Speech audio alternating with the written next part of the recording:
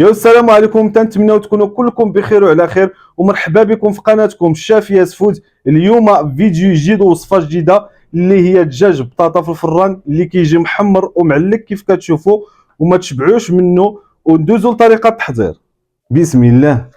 بالنسبه للدجاج فهي الكميه كتبقى على حسب افراد ديال العائله.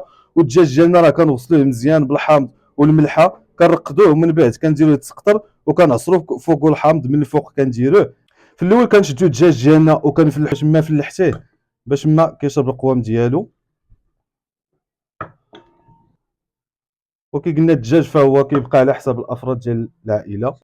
وبالنسبه للجلده فهي كتبقى اختياريه، اللي بيخليها يخليها واللي بيحيدها يحيدها. دابا ندوزو للشرموله ديال الدجاج. كنديرو سكنجبير تقريبا معلقه كبيره حتى لجوج ديال القزبر والمعدنوس هاشي، الملحه، معلقه ديال الطوماط كونسونطري، راس المعلقه ديال البزار. وبالنسبه كي تنقولوا ديما في الفيديوهات فهو القوام كيبقى على حسب الكونتيتي. قزبور اليابس، تحميره، الخرقوم والثومه حتى هي. كنديروا شويه ديال الماء باش نخلطوا القوام،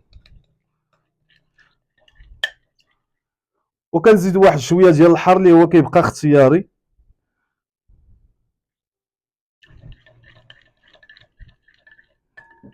نخلطوا مزيان اللي كتجي تبارك الله واعره والريحه طالعه يا سلام. ونشرعوا دابا في التشرميله ديالنا. نحاولوا التشرميله ندخلوها مزيان في الدجاج، حاولوا ندخلوها من بين الجلده واللحم.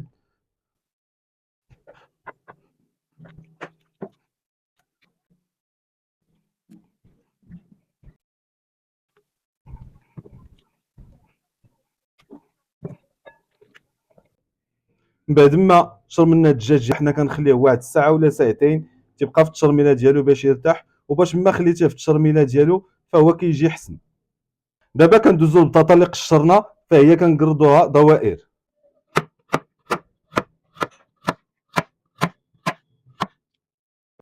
في هذا القياس هذا اللي ما غلظ وما رقيق.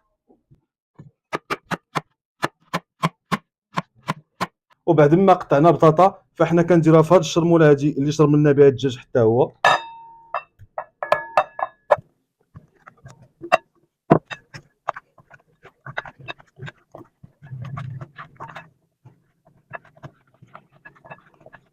كناخذوا مول اللي كيدخل الفران اللي كنستفوا فيه بطاطا ديالنا. من بعد ما استفنا بطاطا في المول كامل فاحنا كنديروا فوقها الدجاج، وكنزيدوا الشرموله اللي شاطلينا من الفوق اللي كنديروا فوق الدجاج. ومن بعد كنديروا واحد شويه ديال الماء تقريبا نص كاس اللي كنزيدوه في الجناب، ما كنحاولوش نديروه فوق الدجاج. وفي الاخير كنزيدوا زيت العود من الفوق اللي هي ما درناهاش في التشرميله ديال الدجاج لانها ما كتخليش الدجاج يشرب هذيك التشرميله ديالو. ودابا نغطيو الدجاج ديالنا بابي كويسون اللي هو كنحاولوا نزيروه من الجناب باش ما زيرناه مزيان فهو داك البخار ما كيحاولش يخرج لينا وكيطيب الدجاج على خاطرو وما كيتحرقش. وكنديروا بابي الومنيوم حتى هو من الفوق باش يحاول يتزير اكثر، وندخلوه للفران. وها هو بعد ما طاب فهو جلس في الفران تقريبا ساعه و15 دقيقه، وكيف تشوفوا معنا داكشي تبارك الله راه محمر. وندوزو للتذوق. الدجاج ديالنا تبارك الله دايب، اللهم بارك، بسم الله. يا سلام. وما تنساوش ديروا لنا جيم وكومونتير وبارطاج مع الاصدقاء، وتحياتي.